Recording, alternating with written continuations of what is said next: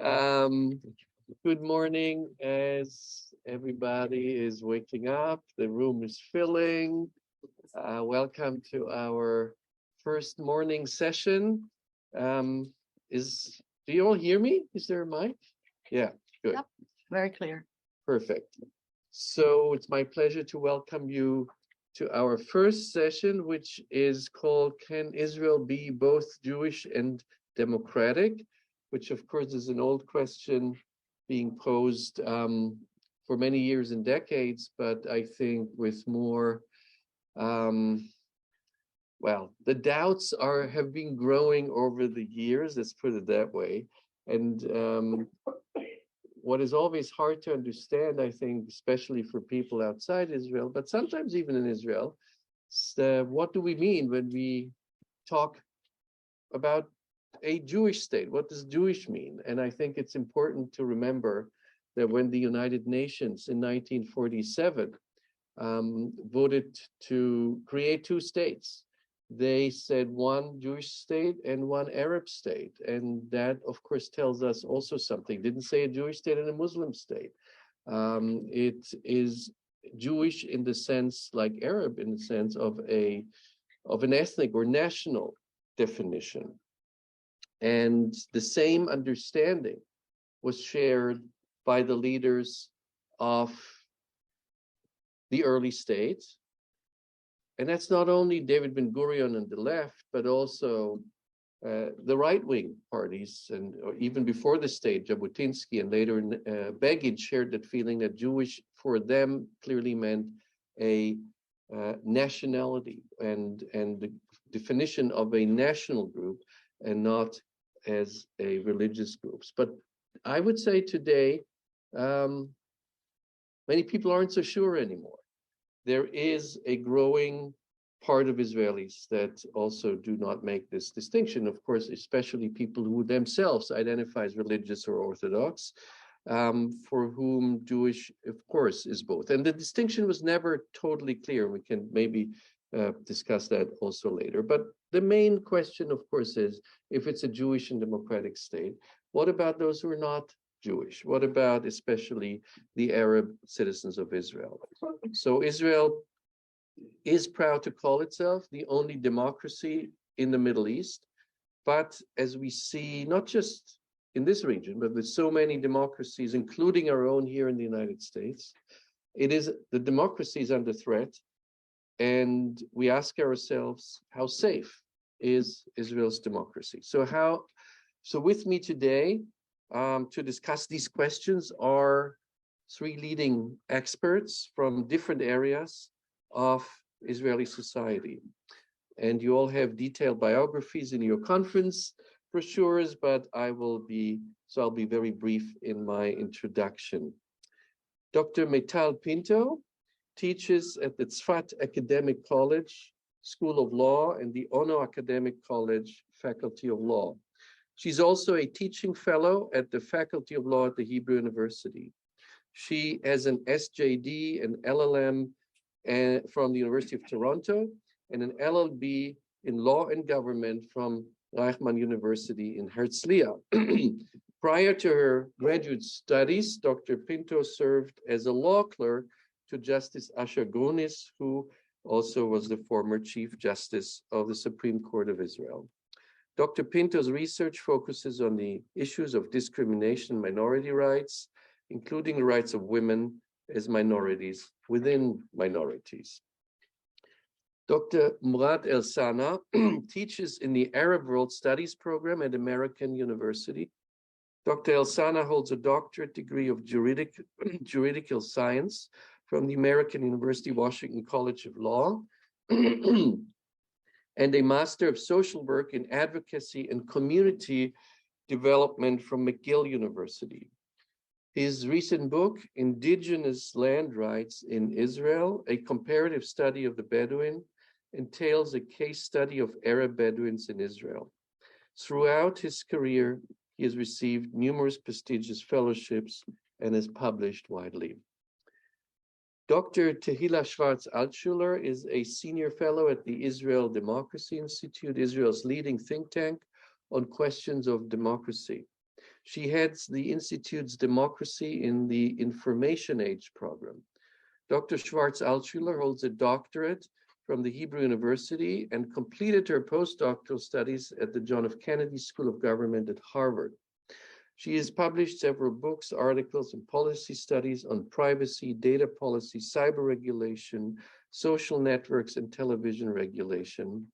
And in recent years, she has composed the journalistic code of ethics for Israel's Public Broadcasting Corporation and the Globe's business newspaper. She's also drafted bills for new privacy law, election propaganda law, and digital surveillance law in Israel. I'm sorry to announce that Professor Benny Brown from the Hebrew University had to cancel his trip to Washington and his participation in this panel last minute because of a family emergency. We will miss his expertise, especially on the religious Orthodox elements in Israeli society, but we will all try to fill in his part in this and in the following panels. And just about the procedure, we will start with about a 7-minute statement by each panelist on a particular aspect of our discussion. Then we will broaden it out the panel, and then we will give the audience, both in person and online, a chance for questions. So let me start with Dr. Pinto, and basically the whole concept of citizenship in Israel, if you can explain this to us and give us some comments on this. Thank you. And you can do it from here. Yeah, no, I prefer to stand. Thank you. So I'm the legal expert, so I will start with the override clause because the new government, this is a major aim of the new government. I want to explain what it is about.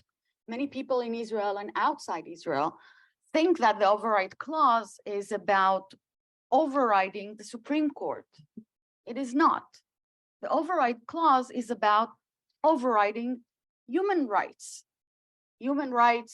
of all citizens and residents of Israel. And as opposed to what many people think, the Supreme Court in Israel has struck down only 22 laws since 1992. That's not a lot at all. If you compare it to the US or to Canada or to Germany. And when I'm saying that it's about human rights, half of the laws that the Supreme Court struck down were not about the religious status quo or about the Palestinians. No, they were about human rights of real people.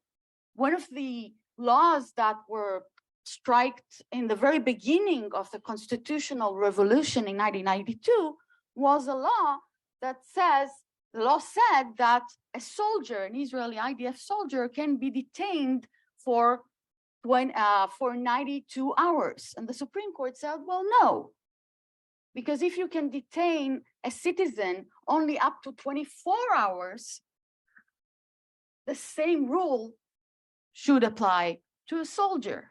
Okay, that's one of the rules that was struck down. So that's about the override clause. The next issue, which is not less important and even more important, is about Israeli citizenship and about the relation between Arab Palestinians who are citizens of Israel and Jews in Israel.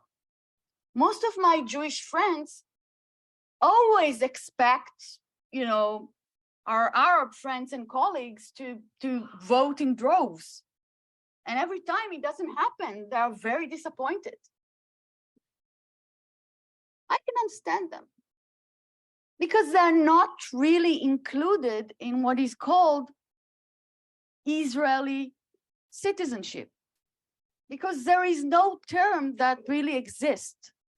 Israeli citizenship is an empty concept. Most of the Arabs in Israel only have one common character with most of the Jews in Israel. They have the same passport. They have the same ID, you know, the blue ID. That's it. They don't share the same schools. For me, the first time that I met an Arab fellow, a good friend, I was 26. I was clerking at the Supreme Court, and Professor Muhammad Watad was back then, when we were young and beautiful and everything. Back then, he was clerking for Justice Dorner. I was clerking for Justice Grunis. And it was the first time that I really had a good friend who is Arab. It can't go on like this. We have to feel this empty concept of Israeliness. I hate to say, but even the Supreme Court in Israel, in the Hernan case, said that there is no such a thing as Israel nationality, only Jewish nationality. So how can a person be proud of his or her state if it's only Jewish nationality? Well, I'm expert on language rights, and my offer and my suggestion is to take Arabic as a tool to connect between Arab Palestinians and Jews in Israel. And as opposed to what many people think, like my parents immigrated from Egypt. My grandparents loved Arabic. They spoke Arabic. Jews over the world spoke Arabic. There is nothing contradictory about, you know, speaking Arabic and being Jewish. And I think, well, it's no one agrees with me in Israel, just to be sure. Okay? But I think that if I'm very honest, I think that if we take Hebrew and Arabic as a starting point, I'm not saying that that will solve, you know, everything. No, of course not. But as a starting point, if we'll take these two elements as something to fill this empty concept, it will be a great start. That's it. Thank you.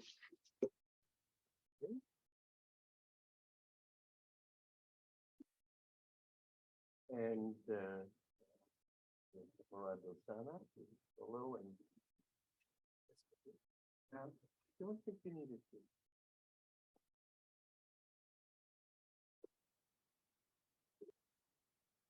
Okay, good morning, everybody. I'd like to thank the Center for Israel Institute for organizing this event, this conference. It's a very important one. Yes, sure. Yeah. And maybe take this. That's not the mic. That's the lamp. The mic is there. This one? Yeah. Okay. So I'd like to talk a little bit today about more about the Arab minority in Israel, to give some information and maybe a little bit of statistics, because as you will see today, of course, there is the problem of the split in the identity or the definitions of identities among the citizens in Israel, but also there are so many other issues that you will see that they make a big difference or rift between the Arabs and Israeli, the Arabs and the Jews in Israel. And one of the main challenges for the Jewish democratic state is the ability to provide and maintain equality. To be able to be a democratic state means to be able to provide equal rights for all citizens, irrelevant of their religion. To provide equality rights for non-Jewish citizens, mainly it's Arab citizens. In the Declaration of Independence, as Professor Meital just mentioned, Israel promised a complete equality. David Ben-Gurion, as we remember, stated that Israel will ensure complete equality for rights to all its inhabitants, regardless of religion, race, or sex. Also, the Balfour Declaration promised equal rights for the non-Jewish inhabitants of Palestine during that time. The question here, has the Jewish state fulfilled this promise? And if we talk about the rights here, we can talk about individual and collective rights. The rights of the Arabs are divided to two groups, individual and collective rights. On the individual level, Arabs enjoy formal equality. They have the right to vote, to be elected to parliament, and many other political, social, and cultural rights. However, as a minority, Arabs do not have any collective political rights. Compared with Jewish citizens, Arabs really unequal. They suffer from numerous inequality, discrimination, government neglect, and social prejudices. They are largely excluded from the public life. They have not been integrated socially or economically, and they are generally treated with suspicion by the state. As such, collectively, Arabs are very much second-class citizens in Israel. But before we present the discrimination against the Arabs, we have to mention the significant socioeconomic development the Arabs in Israel have achieved. Since 1948, the Arab community has undergone a process of modernization that transformed it from impoverished to a really more modern society. Arab living standards have substantially improved as their levels of education, employment, health, housing, and income have all steadily risen. One indication of the gains that Arabs have achieved is the increase in their life expectancy. As of 2020, life expectancy for Arabs increased from 69 years to 75. Another indication is the infant mortality, which also has decreased from 24 deaths for each 1,000 to only 8 deaths per 1,000 births in 2020. However, these statistics also tell a story of inequality. In 2020, Arabs in Israel had a lower life expectancy than Jews. Infant mortality rate of Arabs was twice as high as that of Jews as well. The same story is true in the area of education. The rise in Arab educational level has been one of the biggest changes Arab community has undergone since 1948. The disparities between Arab and Jewish citizens in Israel in health, education, and education reflect a broad socioeconomic gap that divides the two communities. The socioeconomic inequality is one of the main problems that affect majority-minority relations in Israel today. A wide range of socioeconomic measures testify to this inequality, especially in poverty levels and employment rates and average incomes. These income gaps between Arabs and Jews has long been a defining feature in the country's economy. Arabs have generally held low-wage jobs. In 2020, 24% of employed Arabs worked in construction. Arabs are particularly underrepresented in the booming high-tech industry, and only 4% of workers in the high-tech sector are Arabs. So although Israel cannot be totally blamed for Arab-Jewish inequality, it does bear a significant amount of responsibility. Discriminatory policies are major causes of the general socioeconomic gap. The state's Jewish identity and Zionist mission is perhaps most clearly expressed in the preference it has persistently demonstrated for Jewish citizens over Arab citizens in access to land, land planning, and development. Lastly, these disparities can be best seen in the Negev, a clear example of preference for Jewish settlements. Since the establishment of the state, it has built more than 127 towns, moshavs, and kibbutzes for Jewish settlements in the Negev. On the other hand, the state refused to establish any town for the Arab Bedouins in the Negev, as well as refusing to recognize most of the Bedouin villages. Until today, the state is still refuses to recognize 35 villages in which more than 100,000 Arab Israeli citizens live. For the state of Israel, unrecognized village correlates to a non-existent village. Arab citizens who live in these villages are not allowed to build houses, deprived from water, sewage system, electricity, education, health services, infrastructure, public transportation, and basic communication network, such as telephones and internet. Today, there are more than 100,000 Arab Israeli citizens living in these conditions in Israel in the 21st century. Thank you. Thank you, Morad. And our last speaker is Dr. Tehilla Shwartz Altshuler, speaking a lot about her field, the media and democracy in Israel. Hi, good morning. Open up my notes. First of all, thank you for having me in this very, very interesting conference. Thank you for having me in this very interesting conference. Everyone's talking now in Israel about the override clause, as if Israeli democracy's survival or collapse depends on that. And I'm wondering, are we really capable at 2022 to conduct such a discussion?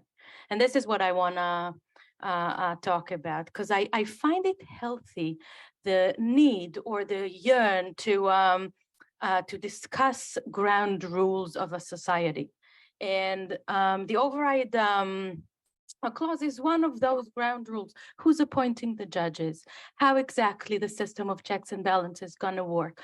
All those questions are very fundamental, and Israel, when it arrives to its 75th anniversary, certainly needs to discuss them. But the question is whether we are capable of doing that. And this is what I want to put on the table here. When we talk about this override clause, so the advocates of this kind of what is called a judicial reform point back to what other people have called the constitutional revolution led by Aharon Barak, Chief Justice Aharon Barak, about 30 years ago, and now they kind of offer a backlash of a governance revolution where the parliament, the Knesset, will have more power. But the claim I want to make here is the fact that it is not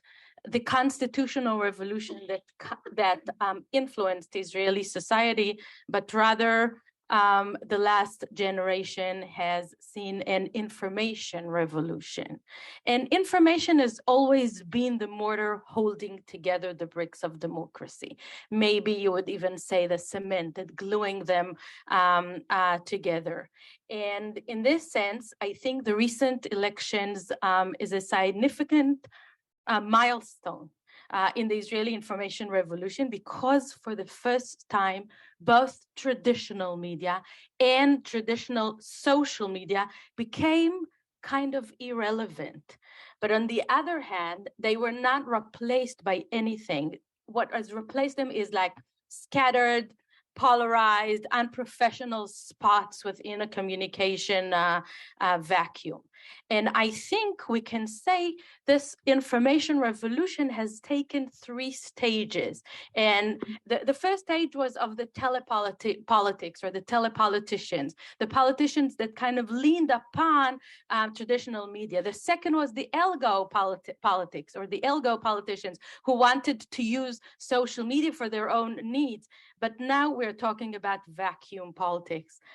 So maybe let's just, for a couple of minutes, go back to history. Aleph Ben has mentioned yesterday that in 1996, Netanyahu understood that he won the election despite very harsh attacks by the media.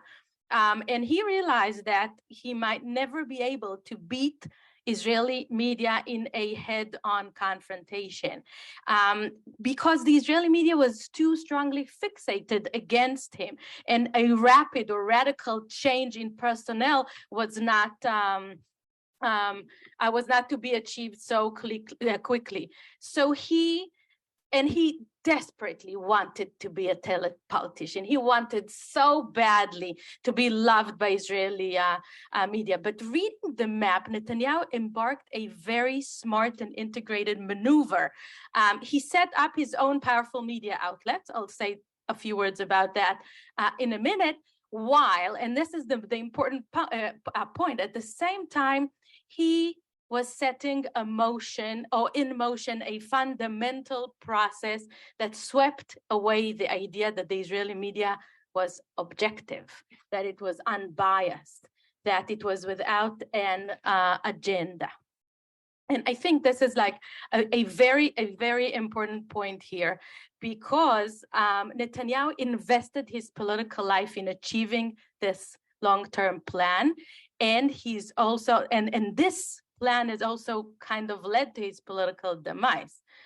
He was caught up in his own hubris, and he has taken many steps in an attempt to remake Israeli media. He tried to control the communication ministry. He tried to strengthen Israel Today, Sheldon Adelson-sponsored newspaper.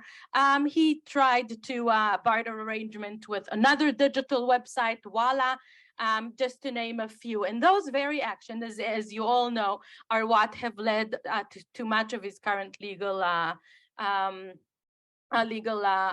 troubles. But the second stage of this revolution, this is what we call the Algo politics revolution. It was materialized by creating the well-greased machine that some have called the poison machine of Netanyahu's digital assets, which left the rivals in the dust, I have to say, bots, fake accounts, amplifying each other, data collection about voters.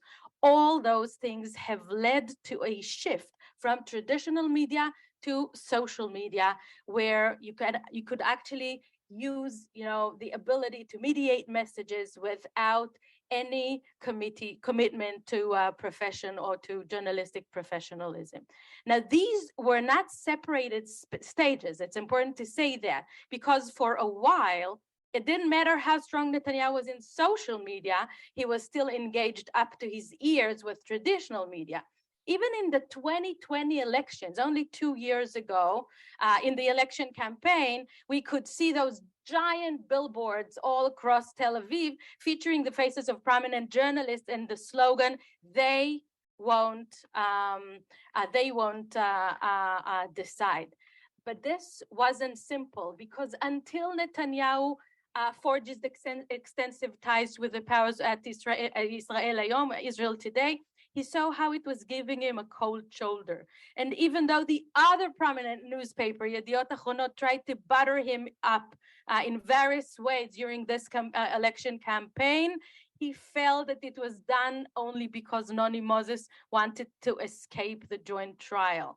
And Channel 14, the new broadcasting channel in Israel, which is Israel's actual Fox News, if you want, it became a broadcast outlet competing in the big league, but only while television channels were all showing up a sharp drop in the rating. So in this last election campaign, I think the next and perhaps the final stages of the process have been revealed.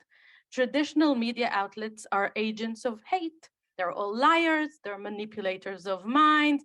Then we can do away without them. There's no need for interviews by journalists on the main channels. Netanyahu did not give one television interview in the main broadcasting channels during the past election campaign. You can actually win election without television. think how revolutionary this is. There's no need for journalistic investigation because they have no impact on public's idea. Oh yeah, we have succeeded in giving the public this avalanche of information and entering into what we call the digital doubt, era. A couple of supporters sitting at home, maybe in their underwear, circulate their views all over the closed platforms, Facebook closed groups, WhatsApp groups, Telegram groups, and they do all the job by themselves. The bottom line is that traditional media is not relevant. It's not a relevant player anymore, but what has replaced it is an information chaos.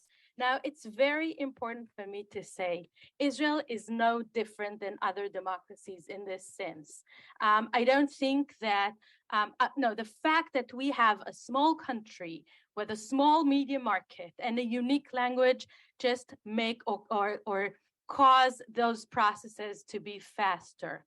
This makes us, as Albert Bourla, the CEO of Pfizer, once said, a great lab for you guys.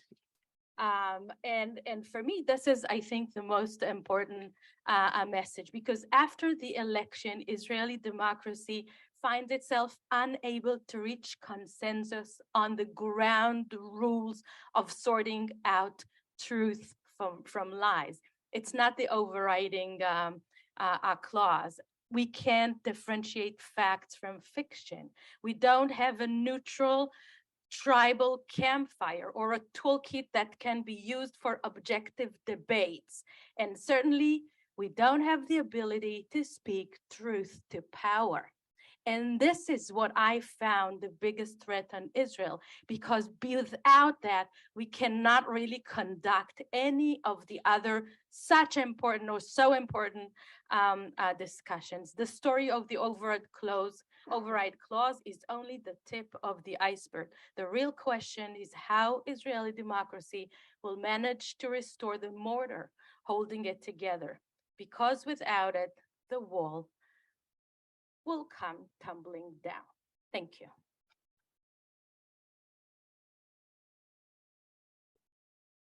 Thank you. Listening to especially the last part of your talk reminds me of this old saying, the Jews are like everybody else, just a bit more so. Is Israel like everyone else, just a bit more so? Let's discuss Israel as a Jewish democratic state. I also would like to remind my panelists that not everybody in the audience knows exactly what the override clause is. So we have to really explain it maybe in a second round. And a few other terms which are clear to every Israeli or everyone reading the Israeli news every day, but not to everyone in the room. My first question, actually, I think we all regret that our fourth panelist cannot be here, Professor Benny Brown. He just wrote I don't know exactly what he wanted to say, but one thing he told me that he wanted to talk about Israel as a Jewish state not being different from France being a state for the French people and Germany being a state for the German people and so on. I'm sure that would have been more complex than what I just say, but it would have set a little of a counterpoint, I think, to our discussion here. So I can't play, I wouldn't say the devil's, but Benny's advocate here on the panel. But I'm starting with this question. So Israel was founded as a Jewish state.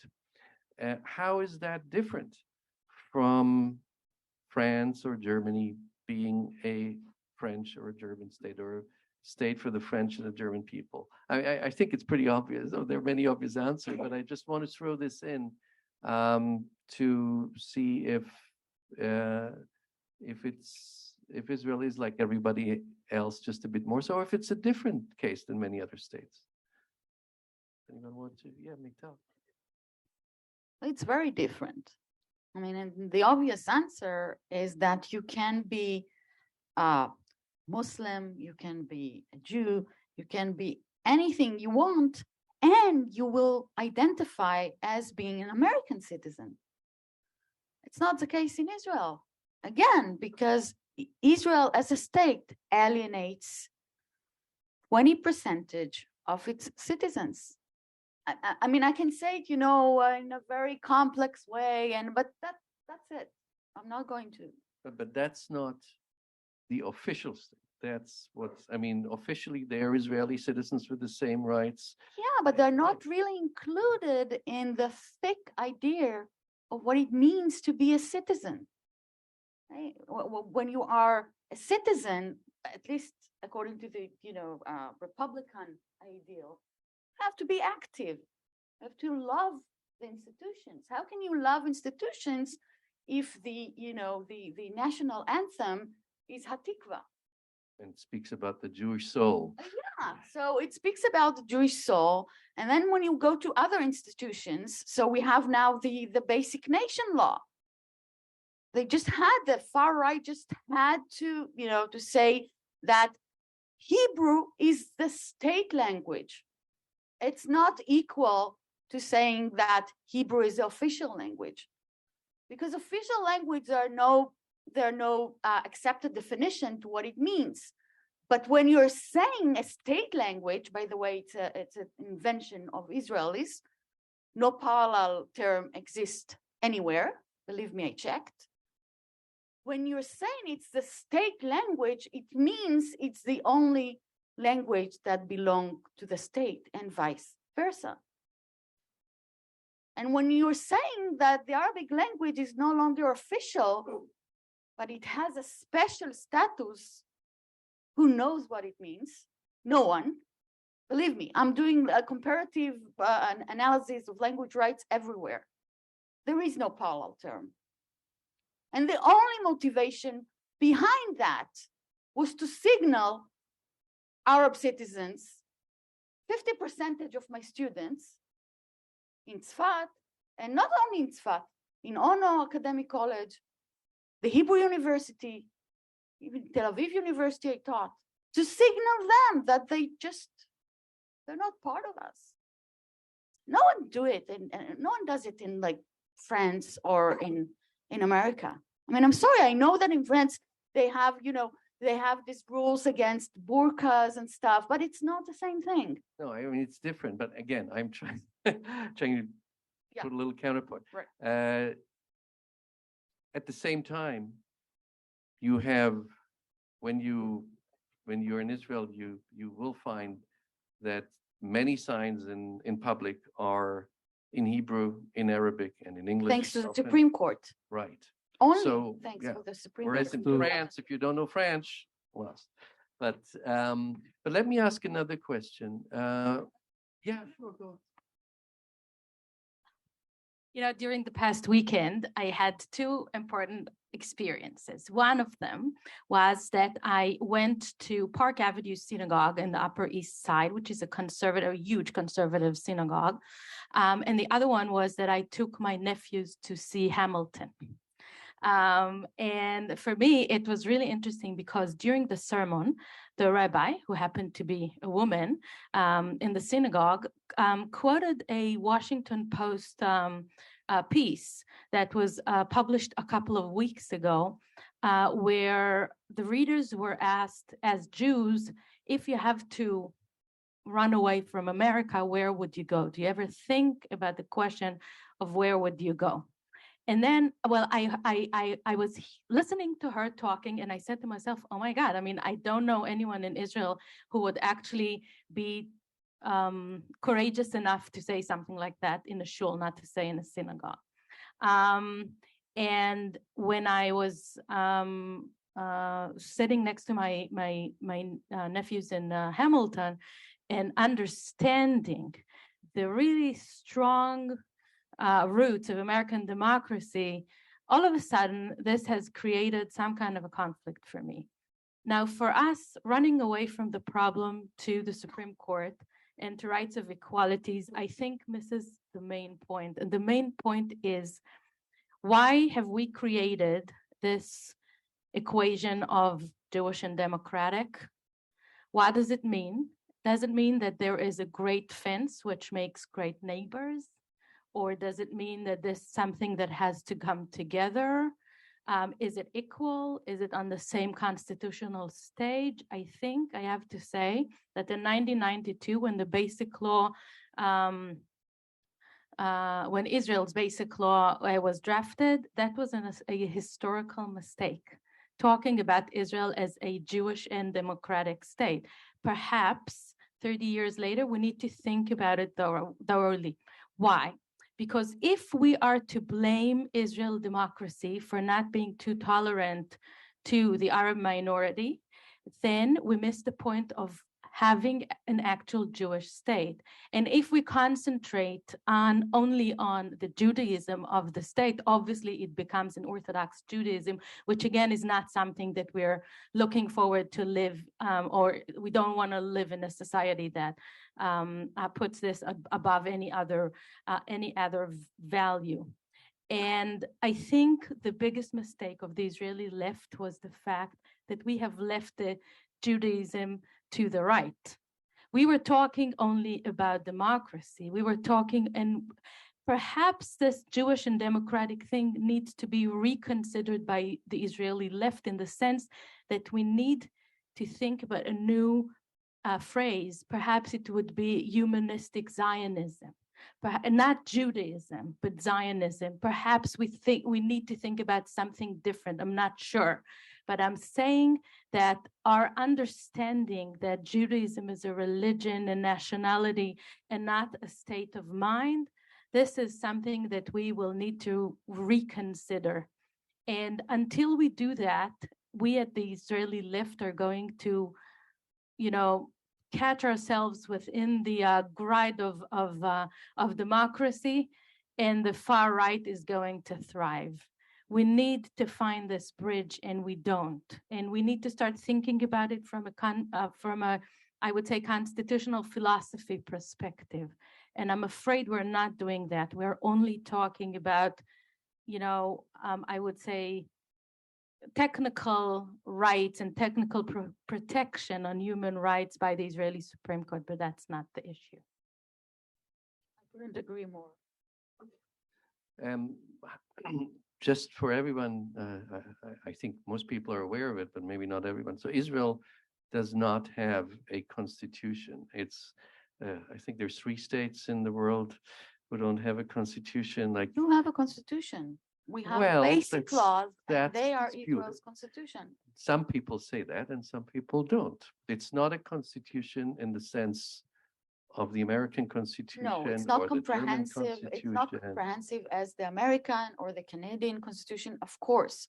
But it is a constitution in the sense that, from a normative point of view, basic laws are supreme to regular laws. And it is a constitution because our human rights are enshrined in the basic laws. So it is a constitution. It's just messy, and we could have done better. I agree. It doesn't have the equality right. Yeah. Morad. Yeah. I want to remind everybody here that the discussion around a Jewish and democratic state is not new, and it has been here for a long time, since the establishment of the state and even before the establishment of the state. And this discussion for a long time focused not only on the religious and secular rights for the Israeli citizens, but many times it focused mainly about the rights of the Arabs in Israel, the Arab minority, the Arab citizens of Israel, who are ideologically different, nationally different, linguistically different, culturally different. And many times when people speak about Israel, especially in America and other places, they forget that there is about 20% of the population that are Arabs in Israel who are citizens, and they are eligible for equal rights. And to speak about these, the definition of Israel as a Jewish and democratic state, theoretically, is very nice. There has been numerous writings and research about this, and you will find the term is also politicized. That means the Israelis, many of them, mainly they will agree with Israel as a Jewish and a democratic state, and it can survive and can be a democracy with this definition. Even the Supreme Court in several decisions stated that there is no contradiction between Israel being a democratic state and a Jewish state. Okay, so, and for a long time, Arab minority leaders and organizations were trying to litigate and defend the Arab citizens' rights through this system inside Israel until the enactment of the nation-state law that was enacted in 2018. Arabs had some hopes that one day they could get closer to inequality in Israel between Arabs and Jews. And we have seen that many times before the enactment of this law, the Supreme Court was able to defend many of the Arab minority rights. I'm not saying all of them, because we had also several decisions that deprived the Arab minority of their rights. I would like to remind everybody that of the 2003 citizenship law that deprived about 40,000 Arab citizen families of their basic right to live with their partners, okay? The enactment of the nation-state law in 2018 eliminated that little hope that the Arab minority people and leaders had, and especially human rights organizations, that one day or the Supreme Court can be the defendant of the human rights for Arabs in Israel. And that's the important issue for this law. So now the government and the state can discriminate against the Arab, not legally, but constitutional, because that is a basic law and it's part of the Constitution or the future Constitution of the United States. And even the Supreme Court will not be able to tell the government, you do not have the right to discriminate against the Arab, for example, in settlements and in language rights. Thank you. Thank you. Let me go to a little bit other area. We also talk about, we started talking about demography last night, and that plays a role when you speak about a Jewish and a democratic state. I mean, you don't need to be a mathematician. You just have to, be able to add 2 and 2. A Jewish and a democratic state works pretty well, in theory at least, if you have a clear Jewish majority. Once that is not the case, then there is no basis for a democratic state. If you have half of the population being non-Jewish, how is a Jewish and non-Jewish, a Jewish and democratic state working? Either it can't be democratic or it can't be Jewish, at least in my calculation. So with a population and I'm talking about the whole area between the Jordan and the Mediterranean, where you have probably about, maybe even an Arab majority today, nobody knows exactly the numbers. Sure, the West Bank is not part of Israel, but it's controlled by Israel. It's not its own state. How is this, which effect does the Israeli de facto rule over such a large number of people who do not want to be Israeli citizens and who Israel doesn't want to be, honestly, as its citizens? How does this, what kind of long-term effect does that have on Israel's democracy? I just want to state like a simple fact that the Muslims within Israel, who are Israel citizens, the average children that they do in the past 20 years is 3. So, and it used to be something like 4 or 5 or even 6. In the last 20 years, it's 3. So, well, you're right about, we have to include Gaza and we have to include Hebron and all the other areas, but inside Israel, I think that the Muslim, the Christian, the Druze are pretty influenced by, the secular idea of having, 3 or 2 or even 1 child. That's my take.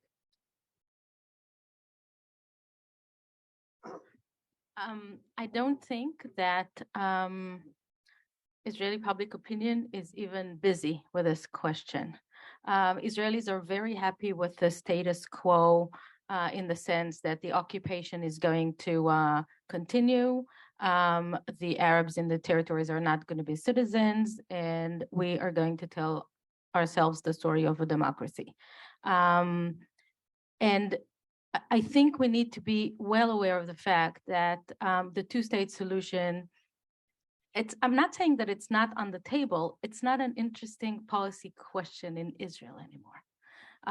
Those elections were not on this topic, and so were I would say the former 4 or 5 election campaigns. So in this sense, I think the question should be a little bit or slightly different. And this is what's going to happen with demographic changes within Little Israel, as we say it, within the 67 borders. Because then we can actually ask the question of how we respect minorities and so on and so forth. And here, what I want to suggest is something slightly different. It comes from my field of expertise. I work on digital issues mainly. But the biggest question is, what about the Jewish minority in Israel is going to do with respect to human rights and equality of the Arab minority in Israel? I think this is the main question that will define whether Israel is a democracy or not. There's no question about it. And combining the territories with that would be misleading in so many ways.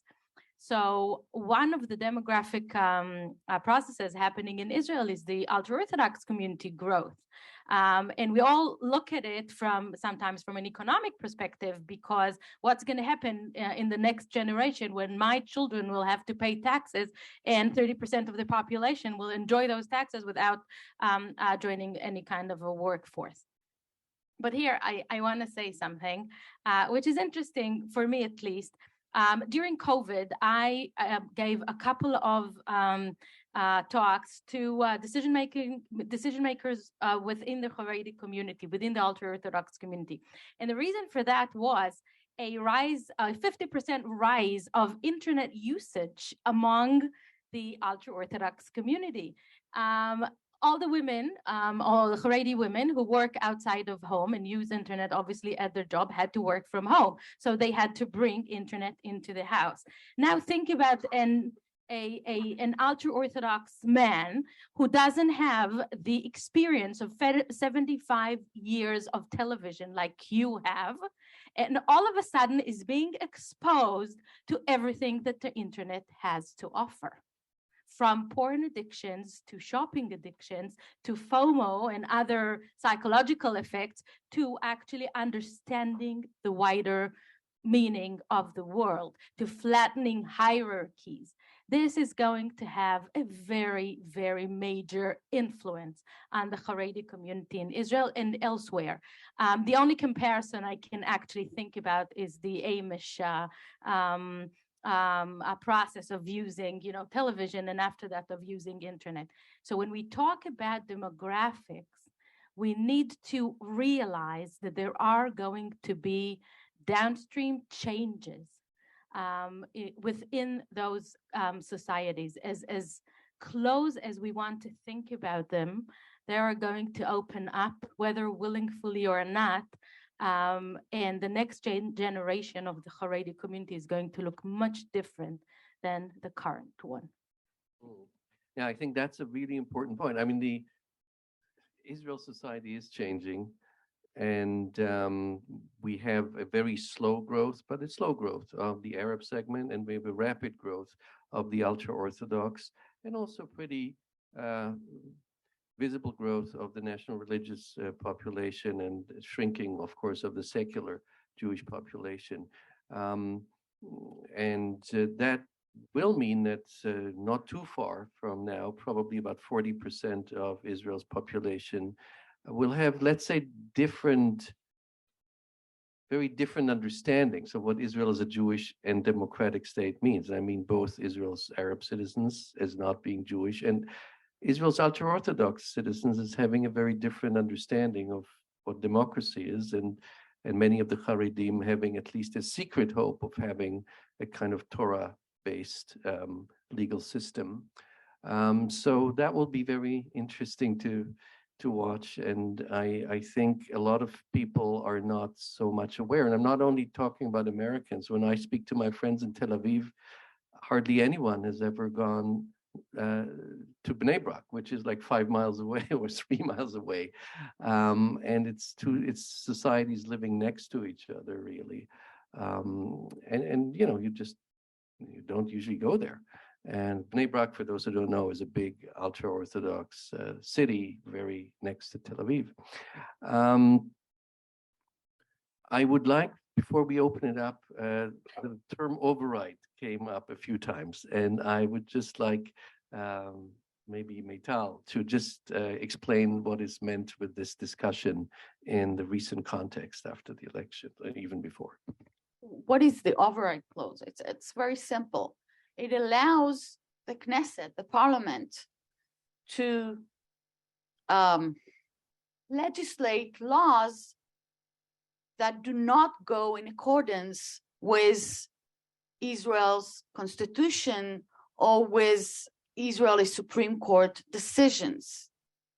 So, for instance, the only time that the override clause was used in Israel, and the override clause in Israel is only related to the right of freedom of not occupation.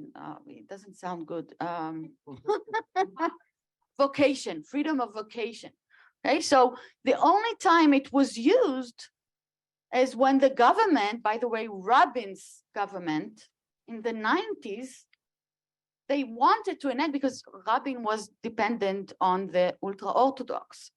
And there was a suggestion to privatize the importation of meat, every kind of meat, kosher and non-kosher. And the ultra-Orthodox were very afraid of that. So there was a decision of the Supreme Court saying that it's not constitutional to limit the importation of this kosher and non-kosher meat. So what the government did is to override this decision and to say, well, we know that it's against the Constitution, but nevertheless, we legislate it. That's what the override clause does, okay? That's the basic idea. You can do it ex ante or post ante, or ex post or ex ante. It's the same idea. The idea is that the parliament have the permission to override human rights in advance. Now, the current override clause in Israeli constitutional law, again, currently it only relates to the right to freedom of vocation, is to legislate such a law that contradicts the Constitution for 4 years. What the extreme right and Bibi Netanyahu as well, I don't see him as the left side of the new government that will be assigned. What they want to do is to include in the override clause all human rights.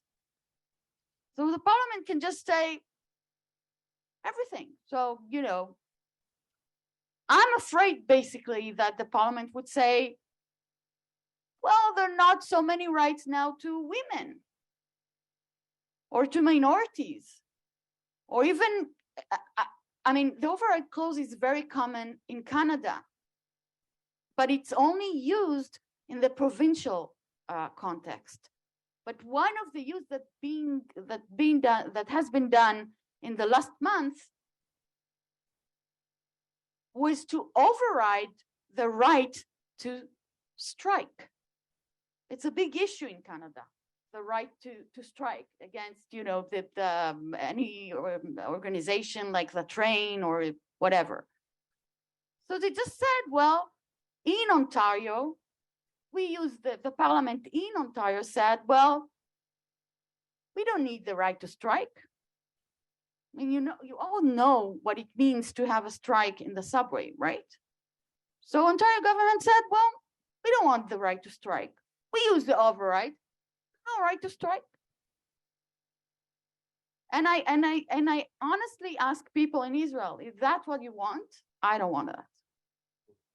And just to add, and correct me if I misrepresented, the background to all of this, again, I'm explaining this just those not familiar with the background, is that the Supreme Court is conceived by many in the right of being too liberal, and that this would give a more right-wing government the possibility to rule over a Supreme Court, correct?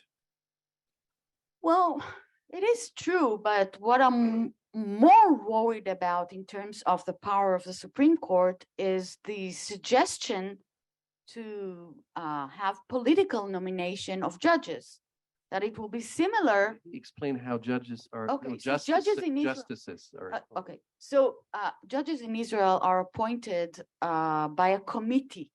In the committee, we have representation of the lawyers' bar, and representation of Knesset members, and representation of judges from the Supreme Court. So it's a mix. I think it's a very balanced mix. And it's very different from the political procedure in the US. The committee doesn't ask the wannabe judges, what do you think about abortion? Or what do you think about our minority rights? Or are you feminist? What do you think about, women rights? No one asked these questions. Now, I'm not saying that it's not in the background. It is in the background. And when Ayelet Shaked, as Aluf Ben said yesterday, when Ayelet Shaked was the minister, she basically nominated judges that she knew she was very effective. She basically made it happen that at least 4 or 5 Supreme Court judges have, not officially, but she knew that they have a right-wing background. So, and also the justices are not appointed for lifetime. Yeah, they're only until from here. 70. So the Yeah. fear is a little bit, if I may say, that the balance, the separation of powers may be endangered with such an override clause, which gives the politicians basically of the Knesset It's not, the only the, ultimate. it's not only the separation of power. I mean, how can you? I have very difficult to understand and to identify with the American idea, because how can I believe in a judge if I know in advance that he was sent by a politician? I just can't get this idea. I mean, And yet America is considered to be a strong democracy, which means that we all understand that there are necessary changes and reforms in the judicial system and all in the checks and balances system, perhaps both in America and in Israel. The question is, how are these going to be done? And are they going to be enforced of the population? And if I can get back to what I said before, I think that the right-wing parties in Israel are right in many of their claims against the judicial system. There are necessary reforms. The question is the framing, and the question is the all checks and balances eventually. And I'm afraid to say that the Israeli left does not come with the proper agenda in this context. Okay, so let's talk about a proper checks and balances system. What would it include? How exactly are we going to make sure that, for example, justice's appointment is being, I would say, in an honest, pluralistic and unbiased way? How do we make sure that we actually set the rules of the game when we talk about the interchange between the parliament and the Supreme Court? And you need to remember that the problem with the override clause it came to be materialized after governments actually had to fall or actually fell from or had to be re-elected because of such legislation. It was the enrollment of yeshiva students to the army that the Supreme Court has continuously claimed was unconstitutional because it was unequal. But on the other hand, the parliament couldn't come with a better political solution. So we had to go back to elections, which made the whole system much less stable. So what I'm trying to say here, no black and whites, but rather checks and balances. But if the Israeli left does not come with a proper framework for this checks and balances, we're going to find ourselves again and again within the parliament rooms trying to avoid, trying to fight, specific letters and specific clauses in specific legislation. And this is not what we are meant to do. And I think in this sense, American jury, and especially liberal American jury, has a major role to play, because among you, there are so many legal scholars and so many political philosophers. Come on, let's together create this new framework, because this is, I think, what we're missing. Okay, let's go into the audience, and we'll be happy to take your questions. Here's the mic, and you can also line up behind it. Let's start with you, Zach. First, I want to thank Dr. Brenner and all of our panelists for such a very, very interesting discussion on human rights, the use of language. And I think that segues into my question. Earlier this year, one of the top international watchdogs for human rights, Amnesty International, released a report deeming Israel as an apartheid state. So my question for all of our panelists is, do you agree with the final reports of Amnesty International, and why or why not? On the Amnesty International's Human Rights Watch, but Where to start? Yeah. What a hot potato. Yeah. So to be honest, I wouldn't like to live in an apartheid state. I wouldn't like to raise my children there. On the other hand, we are aware of the problems and the ongoing complexity of controlling a different or another nation, like what happens in the territories. So I don't think for now Israel is an apartheid state, but I am concerned about one thing, which I also see as a source of hope. And let me explain this to you again from my own very narrow field of expertise. When you want to control population, you need to have surveillance machinery. You need to have technologies. You need to figure out how to do all kind of from facial recognition to other surveillance systems. What we've seen during the past couple of years is kind of I would say a leaking process from those technologies being used in the territories against Palestinians to those technologies being used against Israeli citizens within Israel. So we've seen that during COVID, and we've seen that in basketball field, and we've seen that all over the place. And I think that in this sense, the Israeli population is going to understand that living so close to a system which is being developed in order to control another population or another nation is going to be leaked back, or is going to have some kind of a backlash. Besides for that, I know personally some of the people who are the decision makers of what should be and what shouldn't be done in the territories. I think this very delicate balance that is being usually exercised by IDF officers is going to change. Because if, for example, the religious Zionist party is going to get the Ministry of Defense, obviously this is what's going to be their major point of interest, because they don't understand in any other, I would say, security issue, So that might change. And And yeah, I'm not that optimistic, but I do see some, sources for hope. Well, Zach, thank you for not allowing us escape of the, hot potatoes. I was relying on you to do that job. So as Tehilla said, in the territories, I also think it is an apartheid state because it's just different rules that apply to Jews and to Arabs, totally different rules. And it begins with the very simple court system. And if we have a dispute in the territories, just one example, if we have a dispute, just, I don't know, about property, simple one neighbor goes to the other neighbor's yard, okay? If you're Jewish, the conflict goes to a court, to an Israeli court. What happens if you're Arab? It goes to a military court. Okay? It's a very fundamental difference. Now, within Israel,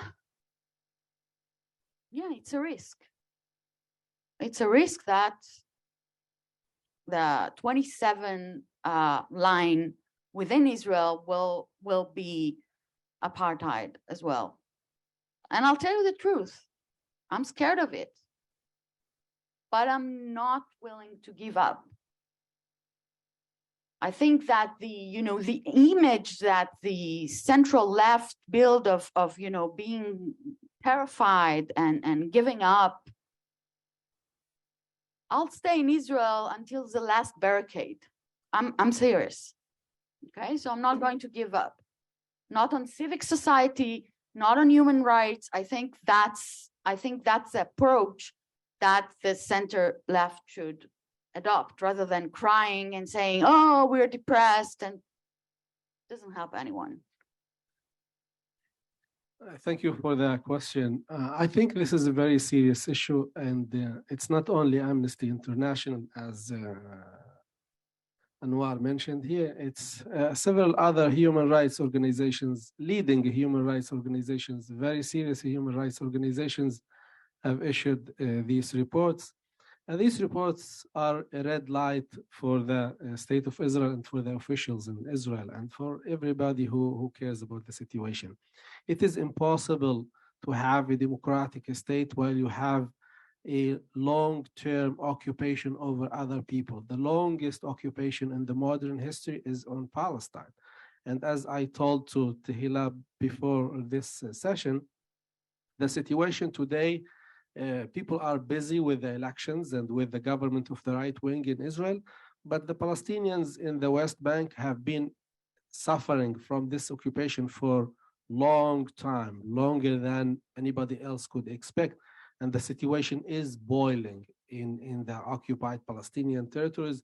We can see from the news that the events, the violence rate is higher and all these things. And I hope that my expectations are wrong, but the situation in Israel won't change until this conflict comes to another round of violence between the Palestinians and the Israelis, very serious round of violence that would change many of the political opinions, not only for the leaders in Israel, but also for the people, that they should see and understand that there are other people, another nation that are eligible for the right of self-determination, and they would like to live in their own state. Thank you. If I Let's all hope this is not gonna explode, though this is, a probable possibility. The question is, God forbid, if there is violence in the West Bank, what is it going to do to public opinion in Israel? And your optimistic view that this is going to, people are going to wake up and say, oh my God, this is all because we were occupying another nation. We need to change our wrongs, and you need to make teshuvah, as they say in biblical Hebrew. I'm not sure this is what's going to happen. I mean, if there is violence, people might find themselves or see themselves or perceive themselves as victims. And when you have I would say, an official violent conflict, things that are not, I would say, acceptable in regular times are going to become acceptable. So in this sense, you know, we are both very afraid of this kind of an explosion. The question is what the consequences and ramifications of this conflict going to be is yet to be seen. If I just may throw in my 5 cents, of course, that was kind of the elephant in the room, and it's what I had in mind when I asked also the question, what about how can it be Jewish and democratic if a majority of people in this region are not Jewish? But I also, and I'm saying this as a historian, I do have my problems with the term apartheid, which comes from a very specific situation. And I think as historians, we try to pay attention to details and to specific circumstances, which in the case of South Africa were different, both legally, politically. That doesn't mean that the situation in Israel is perfect or is good, but it's in my view, it's a different situation, and therefore the term apartheid, which is used very much as a political term in political propaganda, is not the exactly right term to use. That doesn't mean that we shouldn't be very careful in seeing what's going on now, and Israel may be in a position where even within Israeli borders, as all of you said, the equality is even more endangered than it is now between Jewish and non-Jewish citizens. But I just personally would not use the term apartheid, but that's me. Yes, and please introduce yourself briefly before asking a question. I'm Stanley Koger. Following on from what just been said, could we have a third intifada? You seem to be hinting at. And given the trajectory of the first two, the first intifada was the intifada of the stones. The second was suicide bombers. I look at what happened in Syria with international fighters going there. If there were a third intifada, would it remain confined to Israel and the territories?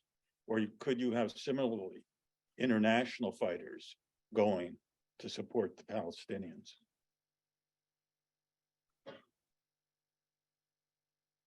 I don't think that international fighters will come to support the Palestinians, if only because it's less possible in Israel, because the borders are much more secure than the borders in Syria or in Lebanon. And I truly hope it won't happen, personally. Let me say something a little bit different about that. I mean, I'm not an expert on security issues, so therefore I cannot tell you this, okay? I cannot answer your question.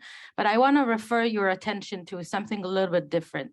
You know, a couple of weeks ago, Israel has signed an agreement with Lebanon about splitting gas rights within the Mediterranean across what is called the economic quarter of Israel and Lebanon. And there was a huge outrage in the right-wing political parties about this agreement and how it was signed in an election campaign timing and whatever. And I happened to, watch closely the review of the Supreme Court because the Likud party had, made a petition to the Supreme Court against this agreement. Now, the government has brought up a general, the head of the intelligence unit of the IDF, and a brigadier general who happened to be the head of the intelligence analysis unit of the IDF. Two very senior IDF decision makers, okay? Analysts and decision maker. And the Likud lawyer told the Supreme Court Justice, the Chief Justice, Esther Hayut, okay, now the government has brought their own experts. So let me bring my experts. And they had once someone who was an ex-brigadier general and someone who was from Bar-Ilan University, whatever. But they have tried, the Likud party has tried to make this total comparison between people who are actually actual decision makers within the army and their own experts, okay? It is some kind of a flattening of hierarchies. You, as the head of the IDF, don't know more than me, a regular citizen in Israel.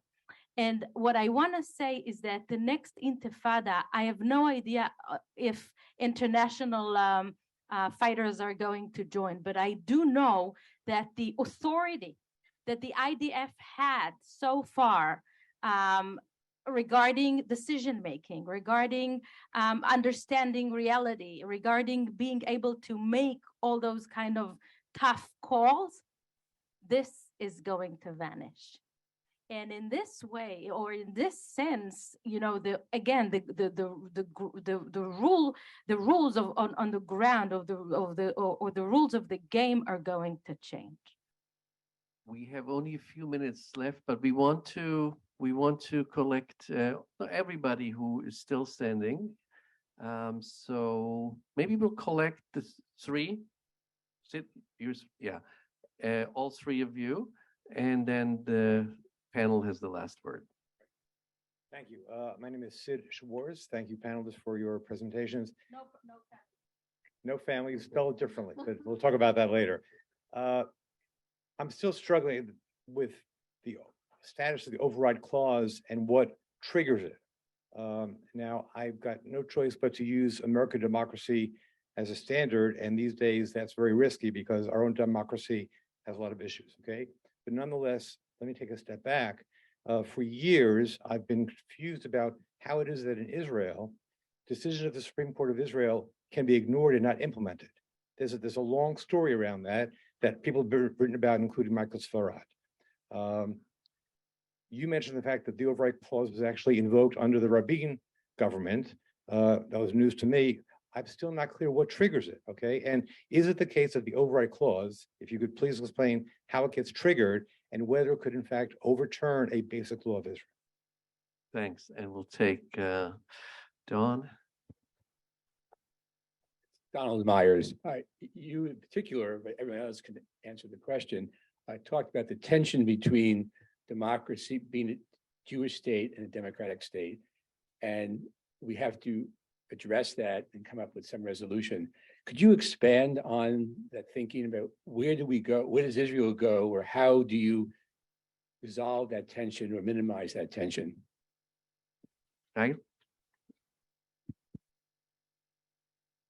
Hi, Gail Telshir, Hebrew U. I want to disagree with my colleagues about the override clause because I think it is the quintessential thing about checks and balances, because there are no checks and balances in Israel. You just emerge from your midterm election, you vote for the president, you vote for the Senate, you vote for the House, you have a federation, you have states. In Israel, you have one vote, you write a name of a party, and that results in a parliament that the government is part of. No checks and balances. The only check and balance in Israel is that you have not enshrined in the law an idea that the Supreme Court can rule a law unconstitutional and bring it back to discussion in the parliament. So I want to disagree with Meital. It's not about the parliament. If you take the override clause, it is about giving unlimited power to the government. So you have a tyranny of the majority, and the majority is the government, and the government that happened to be elected yesterday and 20,000 votes, it would have been maybe going the other way around, is going to be able to basically dismantle the ability not just of civil rights, but, you know, have immunity for the prime minister from his ongoing trial, is going to have the French law, is going to have the draft of the Haredi people permanently removed from the. So I think it is the only check that, and a very weak one that Israel has. And I think I want to ask you whether you think it's just another one and we can have a discussion and change the rules of the game, or whether it is really crucial. And one last point, I disagree with you about the issue of the Arab citizens, because I think if you look over what happened over the last 7 years, it was an amazing change in terms of getting the Arab citizens on board, and not just in terms of the economics, but also in terms of politics. And we just ended up a coalition of change with an Islamist party being part of the coalition. And had we had different results of this election, it could have well been the case that both Ayman Odeh and Tibi and Mansour Abbas were ministers in the next Israeli government. So I think the tragic thing is that it's not a 70-year thing, and the Arabs we are at a different moment, and this different moment is a moment of hope, of getting the Palestinian Israelis on board, and this is why I think it's even more tragic. So I'd like to comment. Thank you very much. Okay, should we go in the different order as we started? This way, we'll start with Tehilla. I also think there's a space for hope, and democratic as well as historical processes take time to evaluate, to get materialized.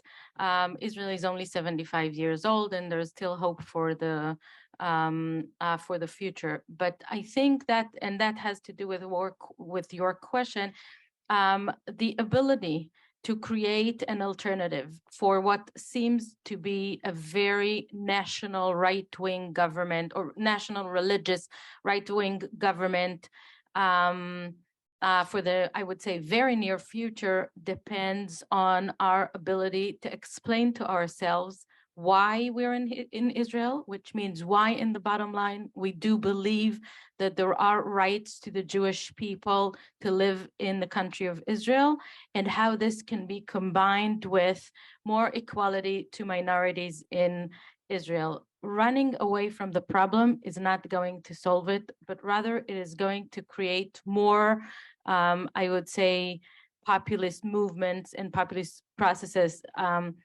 in Israel. So first of all, if you're asking me, the first thing is stand here loud and clear and say there is a justification for the Zionist movement, or for the right of the Jewish nation to have the state of Israel.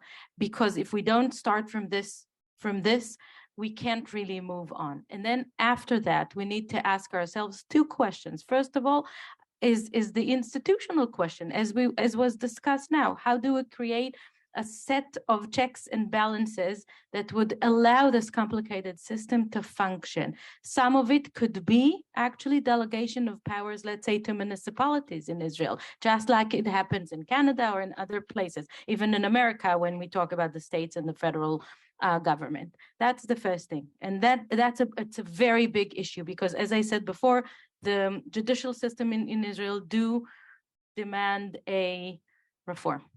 And then when we talk about the, I would say, more of the content aspect, or the political philosophy, yes, we need to ask ourselves those tough questions. It's very easy to say apartheid on the one hand and, biblical rights on the other hand. How exactly do we perceive a democratic 21st century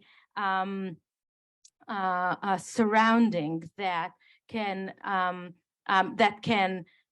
combine all those issues? This is something for, I would say, a more professional and public debate. And I really have to admit, I would go back to privacy rights and surveillance systems, because this is way too difficult for me. Morad. Okay, I would like to comment in your question regarding to the Arabs in Israel, the Arab minority in Israel. As I mentioned, there is two levels for the discrimination against Arabs in Israel. The first one is the ideological level, which comes with the definition of the state as a Jewish state of Israel. Before the 2000 and during the good times of the Supreme Court in Israel, when Professor Aharon Barak was the Chief Justice of the Supreme Court, he believed in equal rights for the Arabs, and he tried so many times to offer and give more rights for the Arabs and protect. We have brought several petitions to the Supreme Court, the petition to use the Arabic language on the road signs in Israel. And during that time, Arabic language was considered to be one of the official languages in Israel legally, okay, since the times of the mandate, if you remember.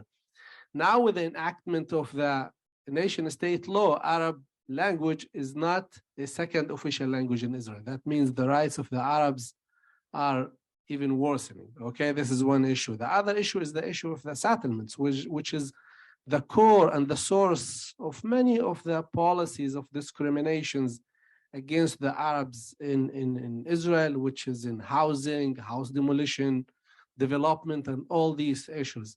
This is in the theoretical times, at the theoretical level. That means there are places, starting from the Declaration of Independence, the legal systems, and the ideology of many people who hold power in Israel, that there is a preference for the Jewish majority over the Arabs in Israel.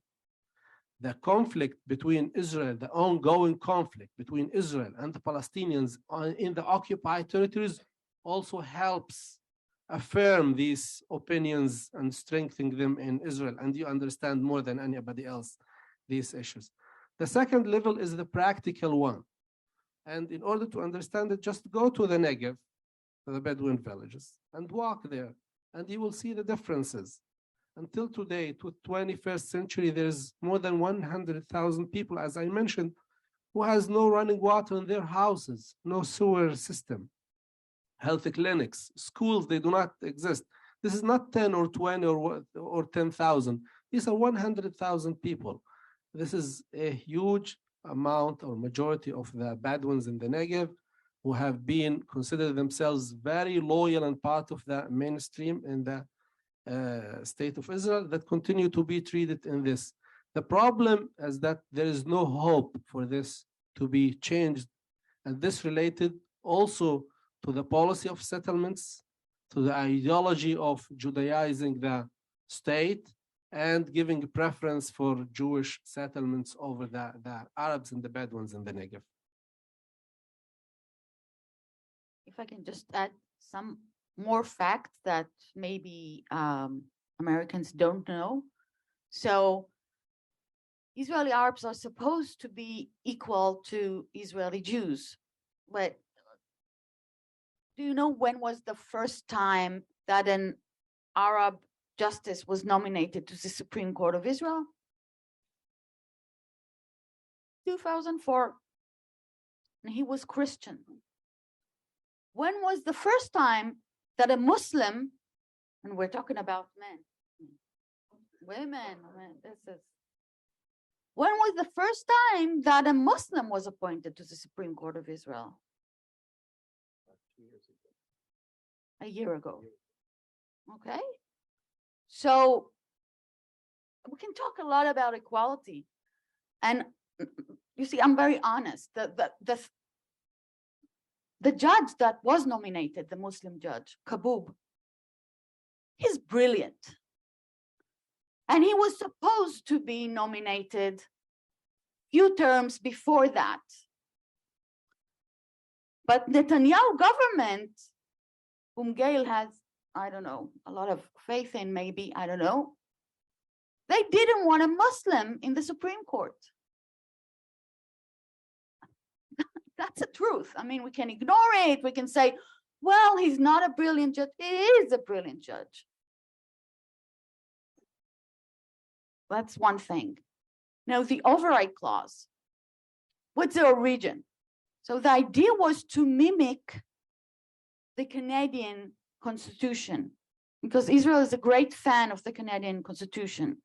So the idea was to mimic it. But as we do it always in Israel, we don't do it quite good, because in Canada, it's a very comprehensive constitution. Okay? We have the right to equality, the right to affirmative action, language rights, everything other than property. I hope you know that the right to property is not included in the Canadian rights of Charter, in the Charter of Rights and Freedoms. So we have everything except of property. I would love Israel to have such a constitution. We're very, very far from that. And in Canada, the constitution also says that the override clause cannot be implemented on rights such as equality, affirmative action, language rights, all the rights that that I care about. So before we are trying to adopt Canadian ideas, let's first have the Canadian Constitution. Now, the right is cynically, the right wing in Israel cynically used the Canadian idea to say, well, we want more check and balance. It's not more check and balance. It's about the ability of the Jewish majority to override human rights, and not just the Jewish majority. Any majority that is in place can just override any right just by being the majority. I don't want it for Israel, and it's been on the table.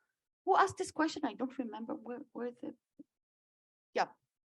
So it was the suggestion to have a more comprehensive override is on the table basically since 2002, and more seriously since 2012, when the idea is to, not my idea, of course, of the right wing, is to legislate a basic law that entails how do you legislate laws and basic laws. It will be called the basic law of legislation. Now, this is a good idea, but what the right wing cynically does now is saying, well, this is a good basic law that should have been enacted like long time ago. So now we'll take the override clause that we want and we'll add it to this basic law of legislation that currently doesn't exist. But I'm willing to tell you more about it. I love constitutional law. Well, I'm not a lawyer and I'm definitely in constitutional law, but there is a difference to having a constitution, not bits and pieces of a constitution. And therefore, I think it's also so hard to make all these comparisons with the United States, with Canada, or with South Africa for that matter too. It's very different. And well, yesterday I was really more on a pessimistic note. Today, let me end on a more optimistic note. And I think what Gail said was really important. And I turn a little bit around, Meital, what you just said. Yes, it took until 2004 to have the first Arab justice. It took until 2021 to have the first Muslim justice. But you have them, and you have them now. So maybe it is a sign of hope. You know how long it took for the United States of America to have the first Black justice? A long, very long time. And there's still no woman as a president. If we talk about gender equality, Israel kind of was more or less the first country to have a woman prime minister, but that's not so optimistic. We talk about the present Knesset. But I see also the optimistic signs, the positive signs, and also the signs that, yes, there was hope. There was a coalition that had an Arab party that could have happened again, and it turned around. And we see how close together those real polarizing differences are in this country. And you had the President Obama, and then the next day you had the President Trump. You had a government that was very different probably from the next government. But I would say Israel is also a society that gives the ability to have an Arab justice, gives the ability to have Arab diplomats and so on. And it is different from an apartheid state like South Africa. At the same time, and I said this very clearly last night, I don't want to downplay the dangers that Israel is sliding away from certain democratic principles, as other states like this state too, by the way, or European states are at the moment. So Israel is also part of a global wave, which brings a lot of Contagious wave. threats, very contagious waves that brings threats to democracy. It's complicated, and I think that's something we will always take away. We have a little break, about 15 minutes until 11:30, and then we'll talk more about the outcome and the prognosis and the future about the elections. But please join me in thanking our panel here and for a very diverse discussion. Thank you for coming.